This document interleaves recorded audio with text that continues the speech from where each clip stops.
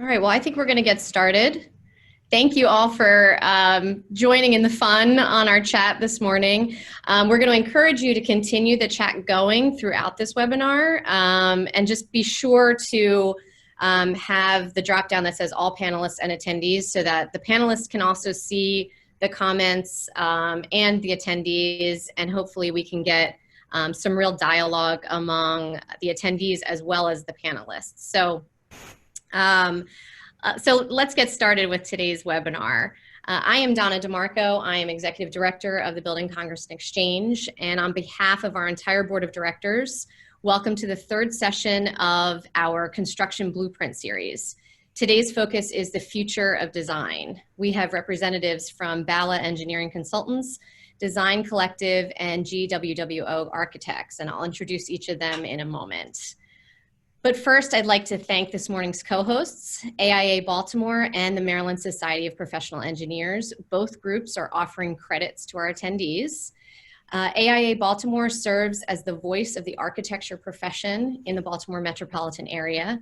The chapter consists of architects, emerging professionals, and allied industry members united to demonstrate the value of architecture and design to communities across our region.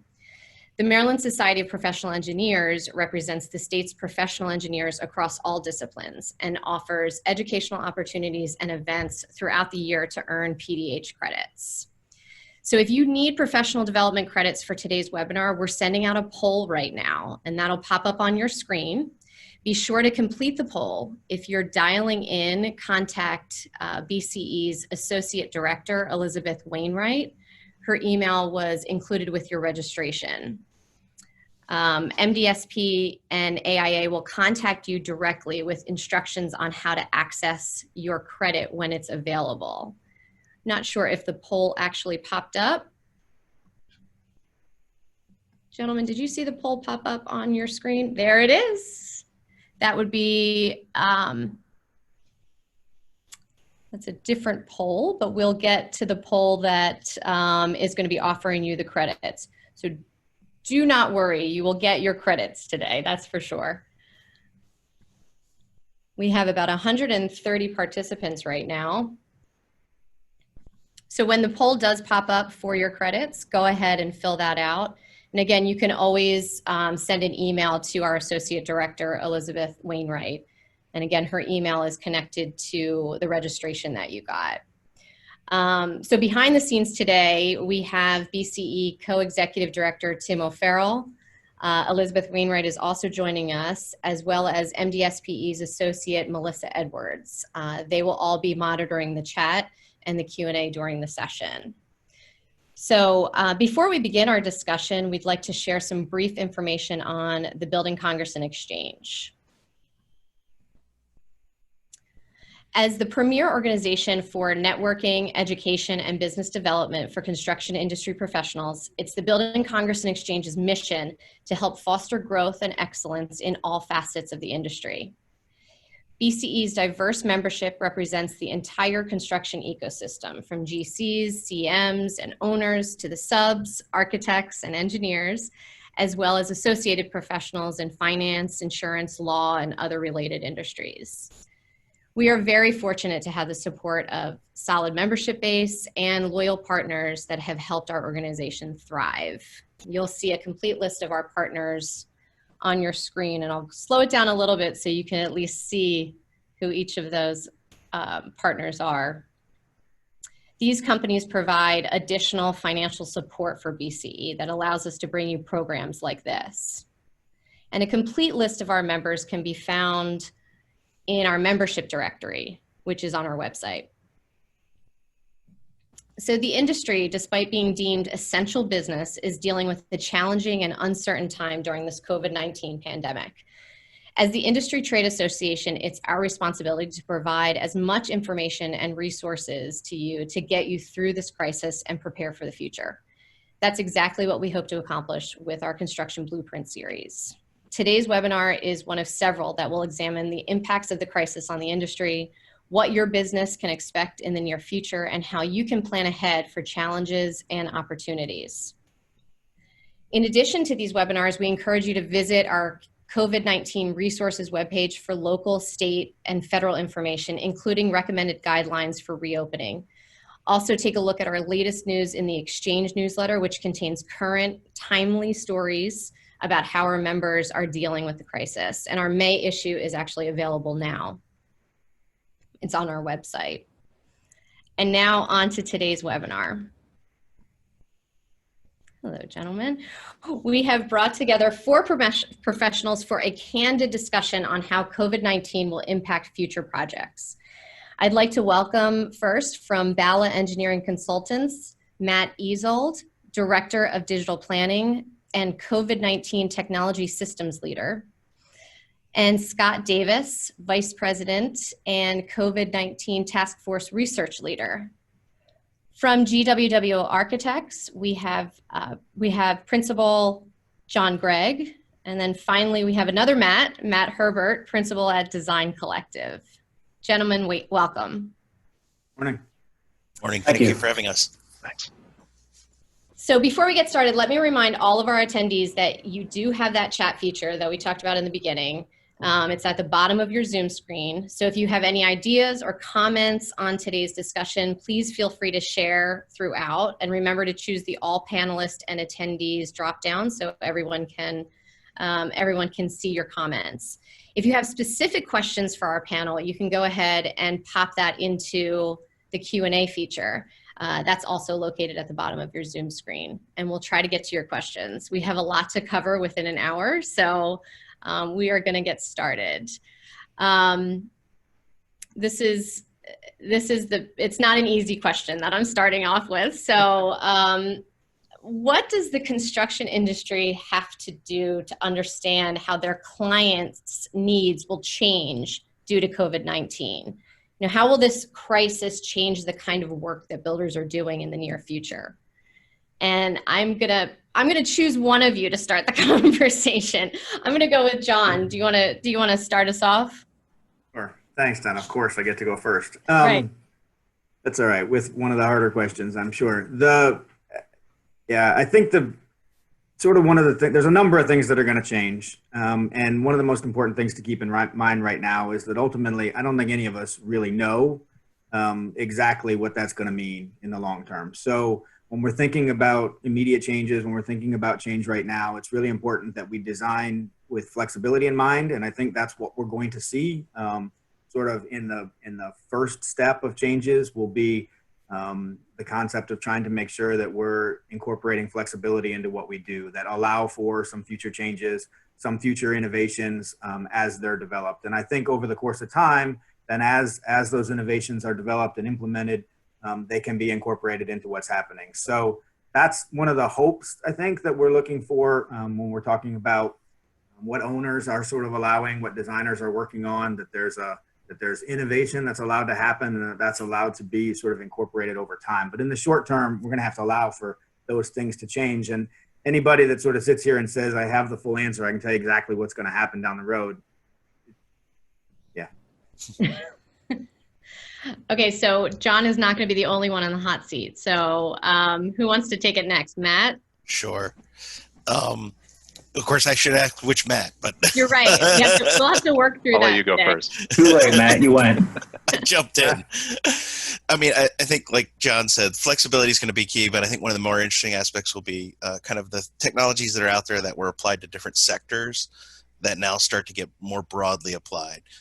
The idea that certain material types that were maybe only used in labs or frankly even the antimicrobial fabrics and finishes that were used in hospitality start to become commonplace in schools and offices. So it could be, the hands-free technology of water faucets and things that were thought to be luxury now become more commonplace. And I think that's what we'll start to see is the more universal application of some of the technologies that are out there that were considered potentially luxury items or higher end elements that become more this is now the new baseline, and that's what a lot of owners and contractors will have to get used to starting to deal with the new norm. The new norm, absolutely. Yeah, I was gonna say I agree with Matt. We're going to see a lot of repurposing of spaces, both new and existing. I'm sure we've seen in our own work clients asking for projects in progress to kind of look at things they could do differently to address this. And as well as obviously people with their existing spaces are looking to look at these modifications. And as Matt said, we definitely see that cross-pollination of technologies that we reserve for science, life sciences, hospitality. We see them creeping over. So what's nice about that is they're tried and true strategies, mechanisms, and just being retrofitted into, say in this case, a typical office workspace. I think I'd also throw into there, when we look at what does the industry specifically need to understand, I'd also add that I think there's going to be a need for a kind of a session at the beginning of a project or the beginning of an effort to align everyone that's working on the project with a real understanding of why this place is important. We make a lot of assumptions when we start projects about the need or the requirement. But in a format now where people could be somewhat remote, somewhat in person, constantly shifting back and forth, I think it also becomes really important to kind of reassess and make sure that you're announcing out loud to your entire team, design and construction, why this place is important to you and what we need to focus on to make it successful. And I think that's one of the most challenging things our clients have been going through right now, because it's hard to understand the exact why right now. That's an excellent point. I see what I'll call the programming effort taking on that aspect, because some of the strategies that can be applied, say mechanically, are going to be influenced by some of the architectural decisions. So it's definitely going to be a team effort. It's not just going to be blindly applying strategies, to maximize your efficiency, your energy savings, but also your dollars. You really want to have that concerted effort with the whole team, so that you can put in the right practices. For example, different HVAC systems maybe are going to be less inclined to, say, distribute and recirculate air than other types of technologies like a chill beam system. They have a lot less airflow and the potential to recirculate airflow between spaces. So you may tackle them differently than you would with, say, a traditional VAV system. And again, if you're looking at the way the space is utilized, if you're de-densifying across the board, again, the need to make wholesale changes starts to decrease. So it's definitely going to be a confluence of these different strategies. Scott, you brought up HVAC, sort of a good segue into the next thing that I wanted to talk about. There's obviously some speculation that, this crisis will spur us to create cleaner, healthier buildings. Do you think that COVID-19 will trigger major long-term changes in how we design buildings? Now, I know, Bala, you all have done some specific research with your task force. And so if you want to sort of take that and maybe you can talk a little bit about the cleaner, healthier building aspect. Sure. I mean, we definitely do see that push. I can say in the short term, obviously, it's to deal with COVID, but eventually there will be a vaccine developed. But what we're seeing people asking questions about is, okay, well, what about the next one and the next one after that? So it goes back to something John brought up, this idea of a flexible workspace. I see that also translating into the systems as well. So you're basically going to look at a system, and a space that can be modified to handle the next crisis. So this idea of looking for flexibility, maybe the way the spaces are laid out or the way the air systems are segregated, so that you can, say, maybe create quarantine type areas or spaces. One of the things we see with COVID is this idea of having a certain percentage of the population is high risk. So as everyone comes back to work, you're going to need systems and spaces that can handle both high-risk people as well as the standard population, because in the end, everyone wants to feel safe. So you're definitely going to see this. Back to the IAQ, you're going to definitely see a push for that. It's already there, and it goes to, again, just trying to pull out the contaminants in the airstream. From our research, we noticed basically with the CDC and the World Health Organization is that in this particular case, the coronavirus is attaching itself to particulate about 89% of the time. So in this case, we're looking at a lot of strategies that can pull that particulate out. And that will most likely is a common, that is a common aspect of most viruses. So if we're looking at future pandemics, that's going to be a common theme, a common strategy that can be applied.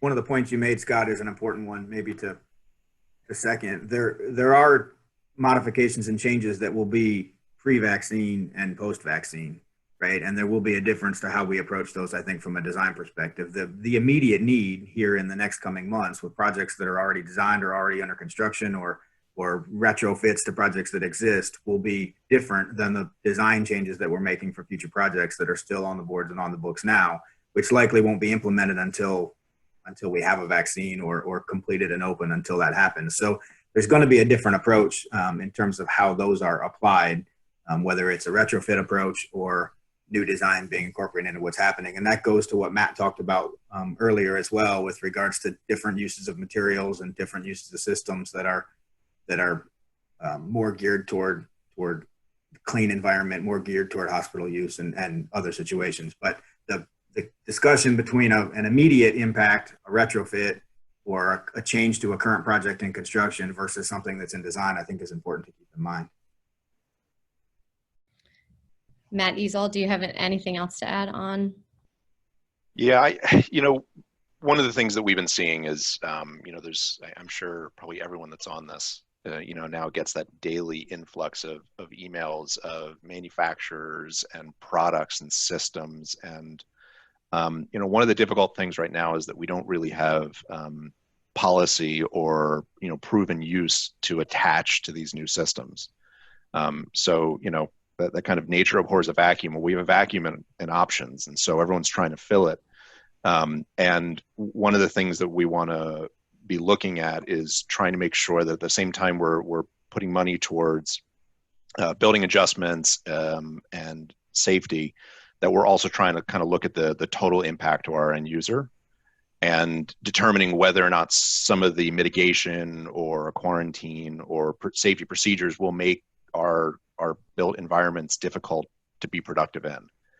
And so I think what we're going to see is a little bit of kind of what we were thinking of as like a trampoline effect of, a mitigation applied, then we need to assess the impact of that, then maybe pull back on it when we see how that affects users who may decide not to come into the workplace. And this kind of that flexibility and agility, not just in our systems, but also in our procedures and our kind of openness to our staff to say, we're figuring this out in the same way that you are. And because of that, you're going to see things change, and it's okay that it's changing. It doesn't mean it was unsafe. Doesn't mean it's now more safe. We're trying to get you to that nice equilibrium. I think communication is really key. I mean, that obviously among staff, among clients, communication is key right now. And you said this, I think, John, in the beginning, like, we don't have a crystal ball, so we don't know what's going to be happening. And that's the part that kind of stinks, because we don't have a path, and we're sort of figuring it out as we go along. I do want to talk a little bit about the workspace, and employers are really trying to figure out how to get their employees back in and how to get them to be working safely in their environment. What are some of the things that that the workplace can do to retrofit their offices to begin that process and to get things sort of ready, besides from just the typical, hand sanitizer stations? And what are some of the things that we're going to end up seeing, in your opinions, on what sort of popular things we're going to end up seeing in these office spaces? Matt, Herbert, do you want to go? Sure. It's something, as our own company of 90 people has been struggling with. So this is one of those unique situations where everybody keeps saying we're all in it together, and it's kind of true. We're all trying to figure this out at the same time. But, as we're looking at it to be leaders in it, we're starting to figure out, what changes come into play for everybody? Does it mean workstations are larger? Is it more operational based in terms of, as you said, communication being key, letting everybody know that instead of, the once a night cleaning, your cleaning staff's coming in and cleaning out conference rooms, every, 3 times a day. So some of it will be operational based, and that'll really help us adjust, as John mentioned, the short term, the pre-vaccine, right now, what can we do right now to get back to work? Staffing every other desk, making sure there's perfect, good separation. And I think one thing we've kind of all been pleasantly surprised that the remote working actually hasn't been a disaster. Technology has gotten us to a point where online collaboration and working remotely was becoming more and more normal as it was. So I think where we all, especially in architecture and engineering, thrive on that collaboration and being in the office and looking at something together, have even gotten comfortable now with, okay, we can all hop on, I can call John real quick, we can put something on screen, we can look at it together. And while it's not quite as good, it gets us through. And again, to John's point, that's that good kind of short-term fix, because you're not going to go and replace every school floor now, or renovate every building in America in the next year. I mean, it's just impossible. So it'll be a good balance of operations and probably some compromise in the workplace in the short term as we all head back. John, do you have anything to add? Yeah, I mean, all of Matt's points are right. I think it's really going to be a combination of operational changes along with physical changes, and some of those are able to be implemented more immediately from the technological side, as Matt mentioned, operational side, whether or not people are in and you've got distancing. I think the more physical changes, frankly, are probably going to be in Bala's court when you look at some of the changes the retrofits that might be made to some of the HVAC systems to increase filtration and improve our environments a little bit to continue to make more people more comfortable coming back into the workplace. But it is going to be gradual. It's going to be a transition, and we're all lucky that we found that this format of working remotely, at least in our professions, can work. That's not true for a lot of our colleagues that are watching, that are on construction sites, who aren't able to work remotely, although their home offices have some of the same issues. But but I think it's the same as I said before. There's some immediate changes that are going to be operational and technology focused, and some longer term ones that may include some of the upgrades and modifications to systems to increase our cleanliness from a HVAC standpoint.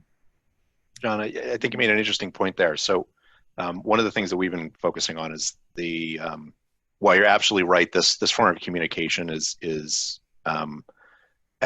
disadvantages, and there is nothing that can replace people being in a room together.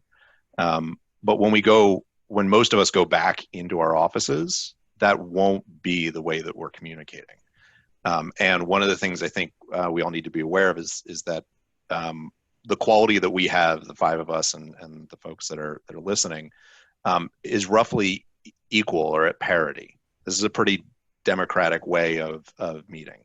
When we get back into the office, between the combination of some people being remote, some people being in conference rooms, some people being at their desks, if we haven't made sure that our end users, when they come back in, have that same level of technology deployment, it's really easy to get a quality meeting on a laptop in a room by yourself. It's not the same thing to do that in an open office environment with lots of things going on around you, right. Lots of glass and high, finishes. So I think we're going to have to focus. We may on trying to make sure that people have that level of productivity and communication, so people don't just kind of immediately go back to working at home. That idea of I'll go into the office to do my heads down day and I'll come home to do my meeting day, right, is something we're kind of curious to see how that plays out. Yeah, absolutely. Scott? Yeah, sure. To tag on what John had mentioned, we are seeing that interest in technologies, mainly with increased filtration. We've also seen the use of bipolar ionization and photocatalytic oxidizers. And essentially, these are all different devices that go in the airstream, and in the case of the filter, obviously help filter out, where the other devices are, in a way, filtering out. They're deactivating any virus that gets trapped. In the case of the photocatalytic, gets trapped on a treated surface, and then the bipolar ionization is releasing positive and negative ions to help sanitize, cleanse the air. So we're looking at these 3 main technologies. We also look at UV lamps as well, more so to maybe treat a particular surface within the air system. So a lot of these things I just mentioned can be easily added. That's why they've become a little attractive, especially with the bipolarization. There isn't a huge electrical demand to operate these devices. And they've been around for a while. It goes back to an earlier point that it's just a reuse of an existing technology, just now bringing it into the typical office space. So there are a handful of technologies that will help. We're also looking at even just working with what you have, so to speak, meaning look at your current control systems. Do they have the ability to be reprogrammed, retasked? It's not necessary to go out and spend a fortune just trying to upgrade your systems. You'd be surprised there are things you can do with your existing systems that may work just as effectively. In the case of say increasing outside air content, that is a valid strategy. But unfortunately, with some of the workspace air handling unit systems, they're sized for a certain heating and cooling capability. So if I'm increasing outside air, I'm going to increase the demand on those coils. But fortunately, they're designed for a peak day. So, the majority of the year, we're not in a true design summer day or design winter day. So, maybe on those particular days or hours in a particular day over the summer, you'll have to kind of run back to your normal percentage. But there's a whole host of hours throughout the year that you can run at increased value, increased outside air. So you have that capability for the majority of the time. So there are some what I'll call low-hanging fruit that can be applied. And what's nice about them too is that they're already existing in your facility, so you're utilizing what you have. Right. I mean, we're in the midst of an economic downturn. So I can't imagine that many people are going to be able to afford new systems right away. And so modifying what you have and using what you already have, obviously, is going to be a big part of the future. I wanted to talk a little bit. I'm looking at the questions that we're receiving from some of the attendees, and we'll get to those. But I do want to kind of shift gears and talk specifically about education. Matt, Herbert, you mentioned, lifting floors in schools and those kinds of changes. Can we talk a little bit about, what... I mean, obviously, we don't know what's happening with schools right now and when kids are going back to school. But what kind of changes do you think will need to be made, and what kind of changes, in the immediate future, and then even down the road when there's the new buildings that are in the pipeline? Maybe you can talk a little bit about those changes and what we're going to see. Matt, Herbert, you want to start? Sure, I'll start, and then if John wants that in, given the wealth of schools that I think both of us have worked on, again, a lot of it is going to be similar strategy to what we've kind of talked about. Operationally, what can you do in the short term, and then again, what do we do in the long term? And I don't think anybody's as eager to know as some of us parents of kids right now are trying to figure out how this this fall is going to look. Right. Whether it's split class loads to limit the amount of students in the building, to staggered times, again, these kind of operational solutions, but in those operational solutions will create a host of logistical building issues in terms of, now instead of 3 lunch shifts, there's 6. How does that happen? Spatial needs and demands. So I think a lot of the systems are trying to figure it out. I do think, personally as a parent, distance learning has its place. At elementary level is probably not the best use for it as a full-time means of education, whereas in the higher ed environment, it's wonderful. But I think long-term it will be a change, and it will be a little bit of a shock to some of the schools that, the old adage that we only build brick block buildings because that's what holds up, well, now there's going to be new things that are going to go in because that's what keeps the kids safe. Right. John? Yeah, Matt, I think you made a bunch of good points. And the short-term solutions are definitely going to be different than the longer-term solutions, right? So short-term, operational and technological, as you said, are are the most immediate changes that can be implemented that will help make things safe and make parents more comfortable with their kids going back to school. But those solutions, in some capacity, aren't going to work long term. Classrooms aren't designed in a way to allow for the physical distancing that we're talking about on a long-term basis.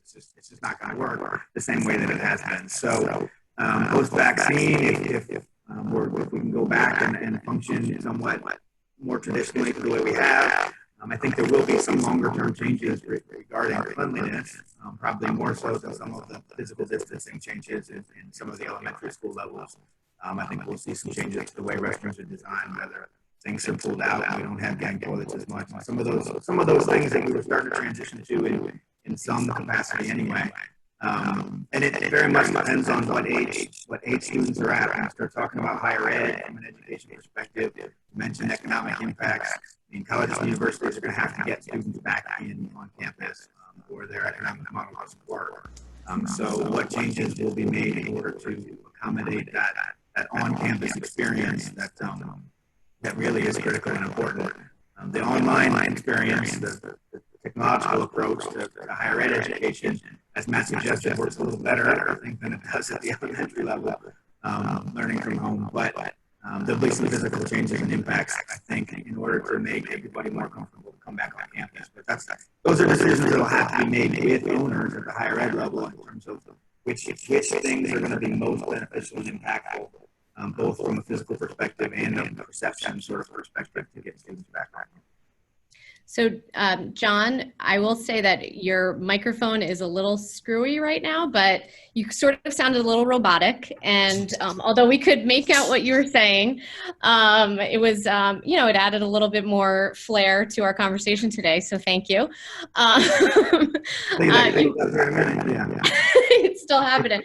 So you might want to, you could actually log off and log back on. I think that could work too, but we could also just wait it out and see if your connection comes back a little bit better.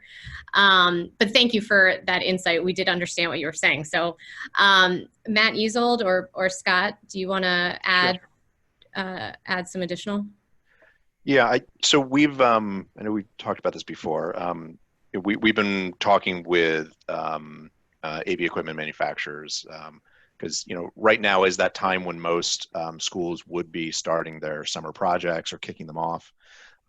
There's been a significant demand for low-cost video systems for use in classrooms, with the goal of quickly updating classrooms with this idea of, years ago we moved to the flipped classroom, do your schoolwork at home, come into the classroom and get your real hands-on collaboration, while you're there.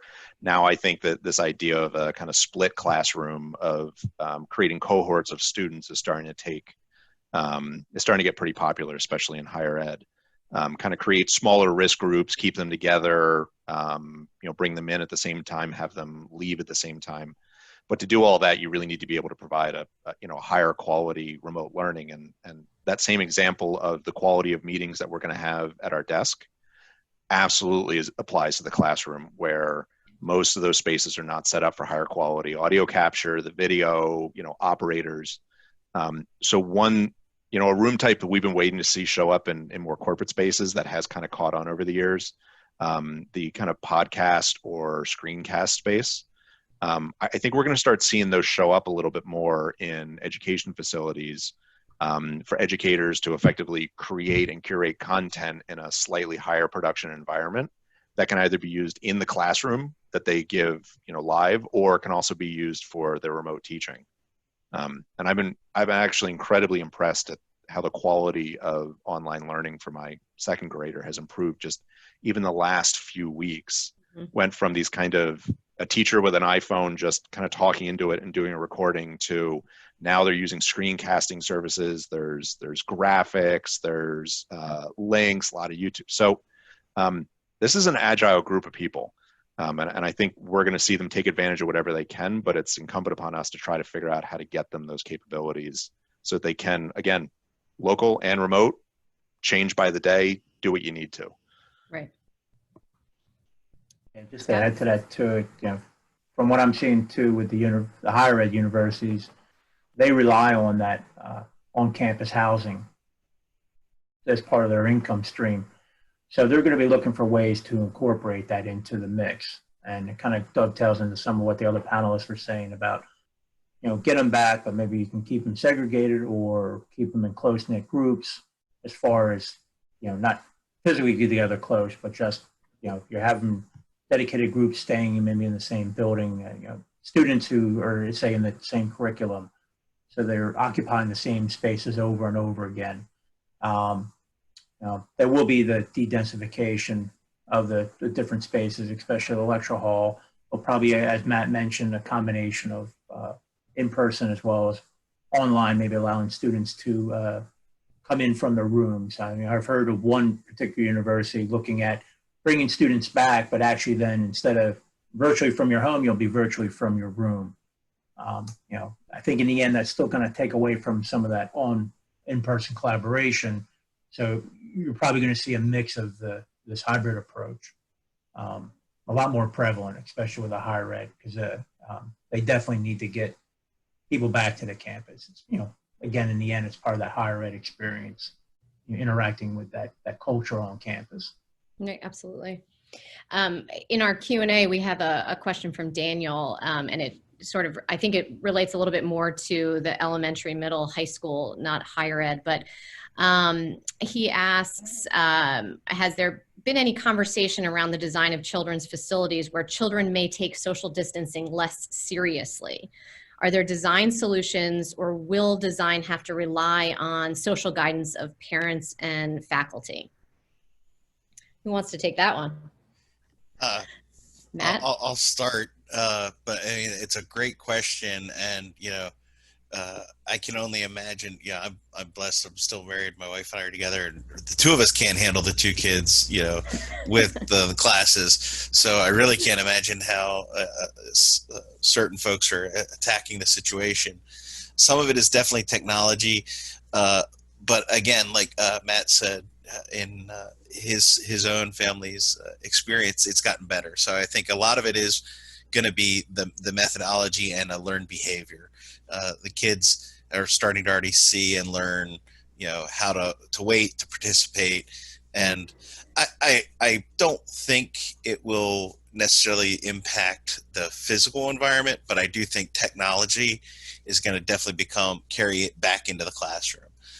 The notion that some jurisdictions, every kid has a computer or tablet, I think is going to become more prevalent, so that you have that flexibility for remote learning when the next thing happens. You're not scrambling for it. Now these systems are in place. There is a policy in place. And then from the built form aspect, again, it's going to be all that supporting infrastructure for it.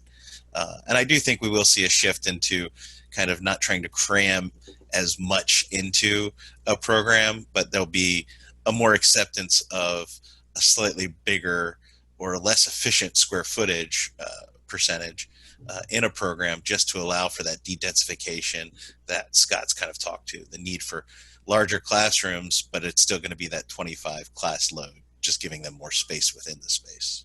Right. John? Am I good or no? You are good. Okay.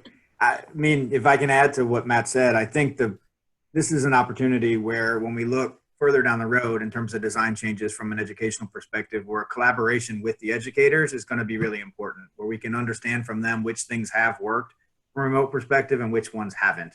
To Matt's point, we can make some spaces a little bigger, but the physical separation, it just will never be there, especially at the elementary school level, to be able to put the number of kids in a room and operate the same way that they have been. So the more, as designers, that we're able to collaborate with the educators, I think, to provide some flexibility that allows for a combination of remote learning and in-class learning, will be really important when we look to the future for how we accomplish the design changes that we're going to do in K through 12.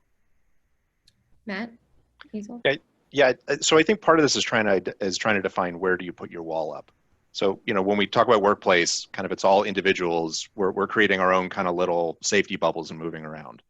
When we look at something like a daycare, I've seen a notice from one daycare that suggested that any child older than 2 has to wear a mask.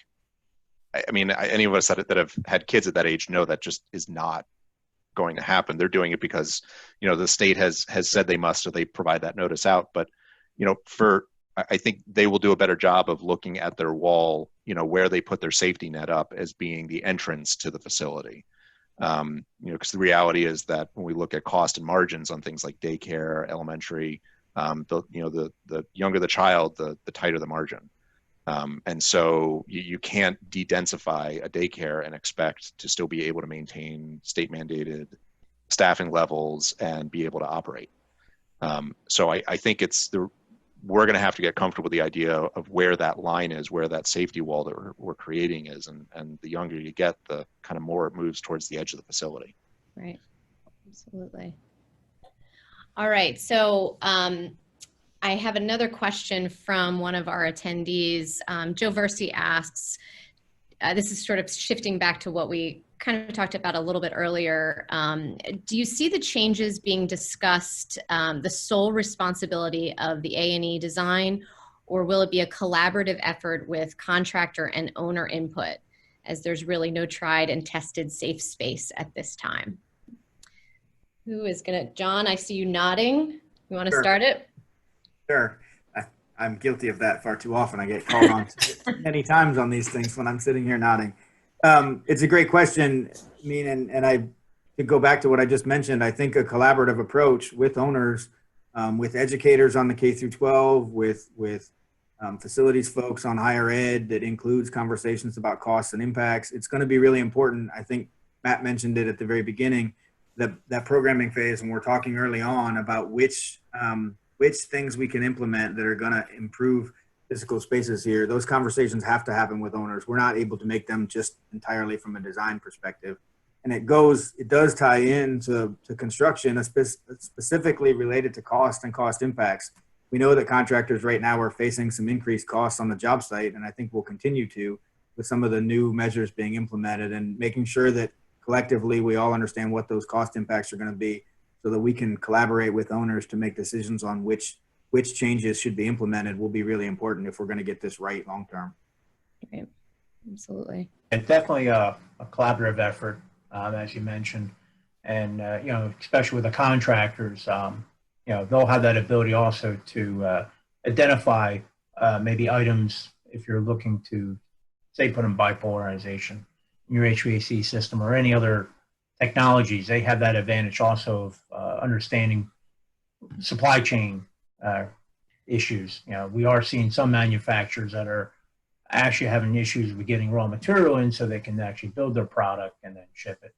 So contractors always seem to have their finger on the pulse of that, and we'll be able to offer up suggestions on how we can pivot maybe from one technology to another because its availability or it's more cost effective. Maybe they just have a better way of getting a better price. So I definitely see the contractors being part of this as well. Not only from the cost standpoint, estimating, but again, even securing the technology. And as we all mentioned before, just simply with the owners, the tenants, that programming effort, so everyone fully understands what we're trying to achieve as a team, and best ways to implement. And I'd add how quickly you want to get it done.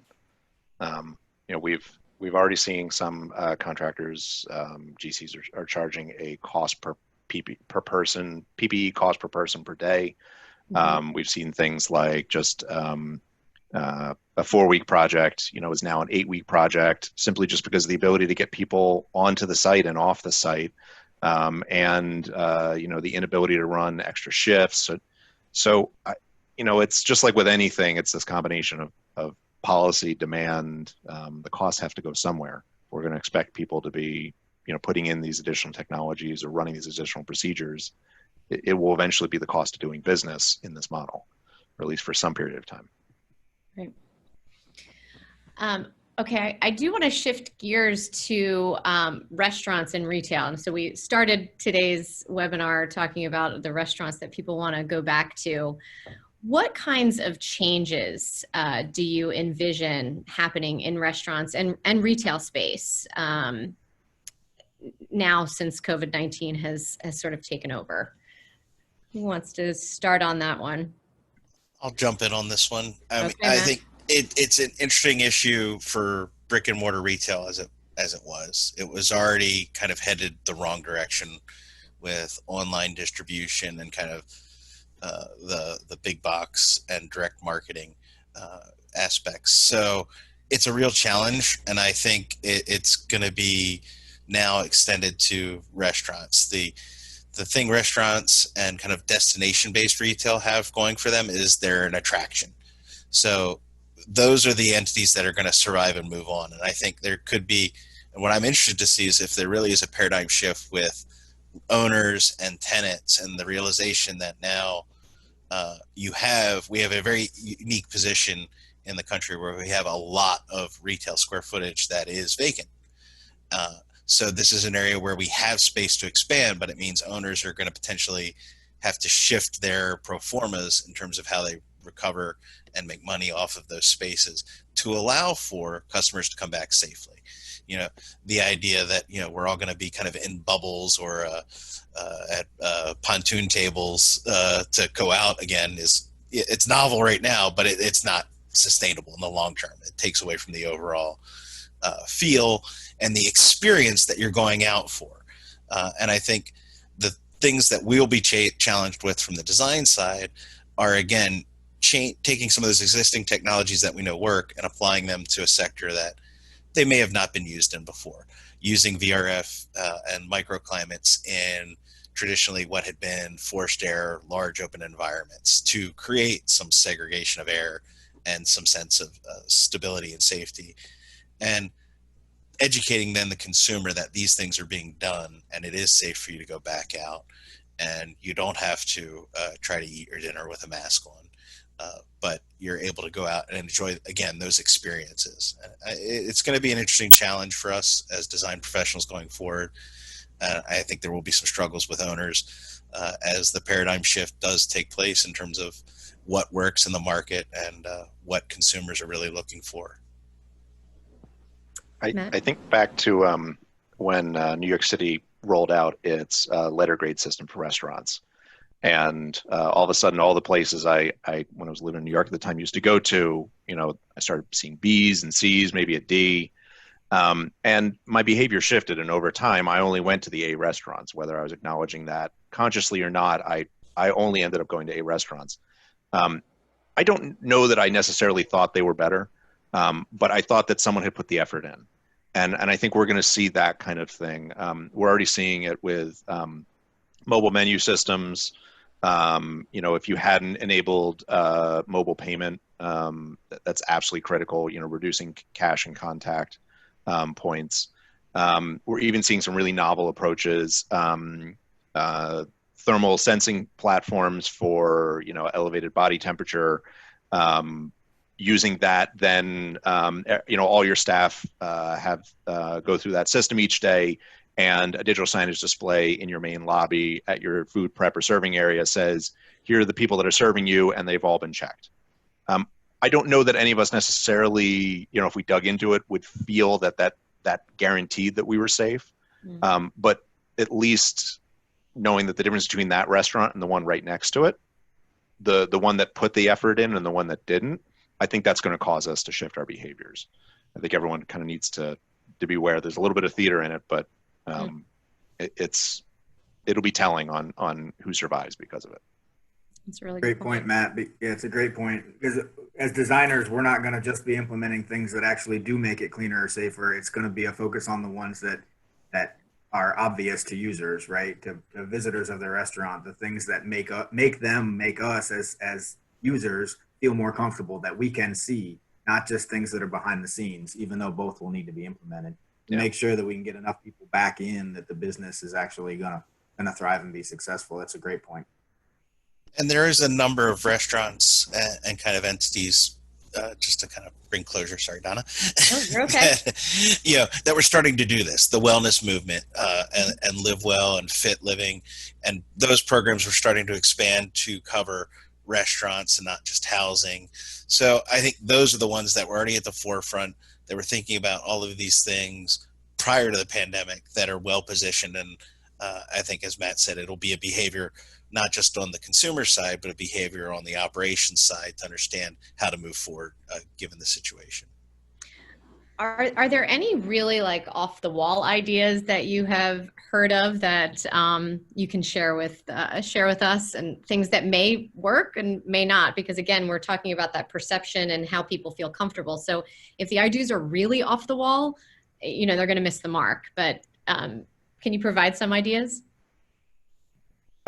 There's one so I heard about this. This wasn't necessarily the product. I was in another webinar. Really early on, people were just spitballing, how do we handle this? And the first reaction from everyone was, quick, let's identify everyone, let's track everyone as closely as possible. It wasn't about, is it a good environment? It's just, is it a safe environment? And one of the suggestions that was thrown out was taking shot detection systems, which are used to determine if gunfire has gone off and identify exactly where that happened, and to retune them to coughing, with the idea that I guess there'd be a security team waiting, and the minute someone coughed, you would know exactly where, down to the cubicle, a team of people would run in, grab the person, run out, and you would be safe again. Yeah, that seems logical, really. Fortunately, we haven't seen that rolled out as a operational product. But, you know, out of the box thinking, but a lot of that, how do we repurpose existing technologies? And I think is kind of, it's tamed, absolutely. But, you know, those are some of the initial ideas we were hearing. Right. Hopefully they've shifted to a little bit more realistic as we continue on month 2. I think we're two and a half months in at this point. Speaking of products, are you seeing new products? You sort of mentioned this a little bit in the beginning. Are you seeing new products, and we talked about repurposing products that already exist, but what kind of things are coming to the market now that are in direct response to COVID-19? Matt, I don't think Matt Ezold, do you? Oh, Scott. Matt, Scott, or Matt? Yeah, well, I was going to jump in on that one. Yeah, we've seen some new products, but again, they seem like they're taking old technologies and just kind of combining them. Yeah. And you know, the difficult part with that is that we're not seeing a lot of good test data that backs some of these new ones up. You know, it just seems like there's, in some respects, some mad dash on some manufacturers' part to get product out there, throw it out there, and just kind of latch on. So we are being careful to kind of vet these different technologies. Where again, we're looking for the ones that have been around. And you know, as Matt and John had mentioned earlier, it's, you know, taking technologies from previously, you know, other industries like life sciences and reapplying them. You know, in some respects, there's not necessarily need to reinvent the wheel. It's really just borrow what works, because you know, you look at some of the, especially the biosafety level lab type spaces. You know, they're literally studying different viruses, and they have to keep the scientists safe. So you know, we can adopt a lot of that technology. Obviously, we don't have to go as far as they do, because they're obviously working in a highly concentrated environment. You know, in this case, the viruses are not necessarily as dense, or the prevalence of them are as dense. So we can utilize the technology, but you know, we don't have to create clean room spaces per se.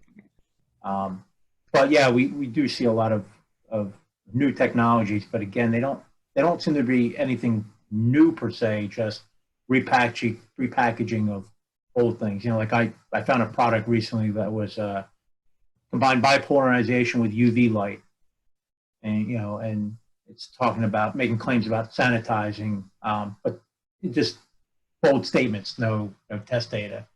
Right.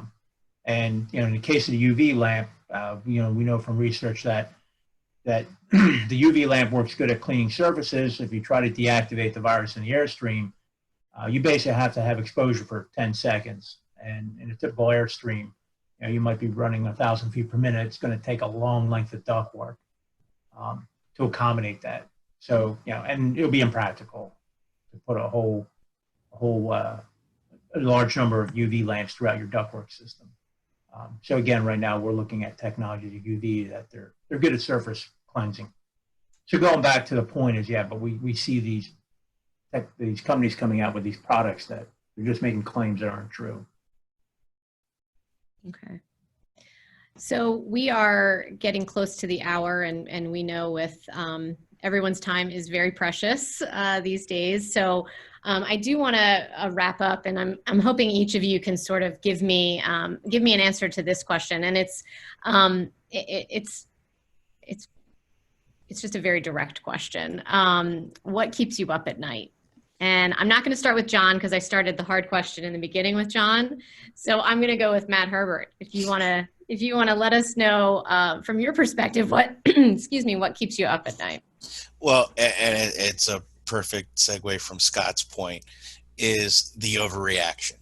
You have people rushing to market with things that aren't tested. You have people reacting with ideas that aren't necessarily fully thought out.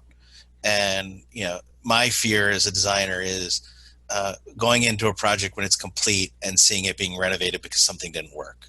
Because that means I didn't do my job to help you figure it out and collaborate with you throughout the process. Right. So that's really what keeps me up at night, is that people rushing to a conclusion or to a so-called solution instead of taking that logical approach. And I think one of the wonderful things, if there can be anything really good coming out of this, is the focus on study and engineering and science that's gone into it. And whenever we have something like this, some great unintended discovery is made. So it's looking forward to the product of that research and what's being developed, and then how that carries forward, and getting past this kind of the short term that we've all talked about, and towards what lessons can we learn that then makes sense to carry forward and not overreact to this one pandemic incident. Absolutely. Scott, I'll head to you next. Sure. Yeah, I agree with the overreaction. To me, my biggest fear is just getting back to normal. The sooner we can get back to normal, the sooner we can get the economy back going. The longer we let this stretches out, and again, in some respects, if it's overreaction about trying to get back together, it's going to impact companies. I mean, you're already hearing about companies, especially in the restaurant industry, that are starting to fold. Some aren't coming back. I've lost a couple local ones in my area, and it's hard to see that. It's a shame, because these people worked hard to put this together, their restaurants and whatnot. But again, the longer this stretches out, the more it's going to have an impact. And it's going to be longer than for us all to get back, as an economy. So, my fear is, yet again, with the overreaction, and hopefully we can keep that to a minimum.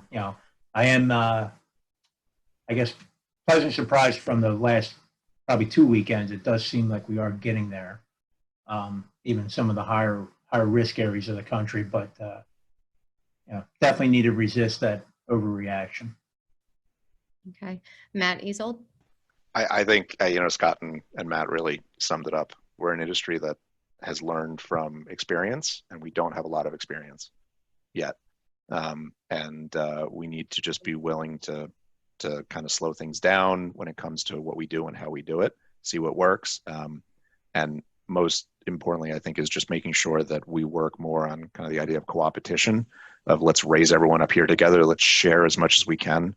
And really just try not to turn this into an individual opportunity to get ahead, because it just won't serve all of us. So that's kind of one of my concerns, is that these kind of dialogues don't continue. Makes sense.